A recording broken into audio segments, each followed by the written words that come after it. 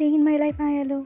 Morning എണീറ്റ് routines എല്ലാം കഴിഞ്ഞ് എംപ്റ്റി സ്റ്റൊമക്കിൽ കുറച്ച് വെള്ളം കുടിച്ചിട്ട് സോക്ഡ് ആൽമണ്ട്സും റീസൻസും കഴിച്ച് ഫുഡ് കഴിക്കാൻ പോവാം. ഇന്ന് മോർണിംഗ് ദോശയും കടലയായിരുന്നു. അത് കഴിഞ്ഞ് റൂമിൽ വന്നിട്ട് വേസ്റ്റ് ഡിസ്പോസ് ചെയ്യാൻ പോകണം. ഇപ്പോൾ റീസെൻ്റായിട്ട് ഞാൻ ലൈഫിൽ ബിൽഡ് ചെയ്യണം എന്ന് ട്രൈ ചെയ്യുന്ന ഒരു ഹാബിറ്റാണ് മെഡിറ്റേഷൻ. മെഡിറ്റേഷനൊക്കെ കഴിഞ്ഞ് മൈൻഡ് ഒന്ന് റീഫ്രഷ് ആകുമ്പോൾ നമുക്ക് എക്സാമിനുള്ള പ്രിപ്പറേഷൻ സ്റ്റാർട്ട് ചെയ്യാം.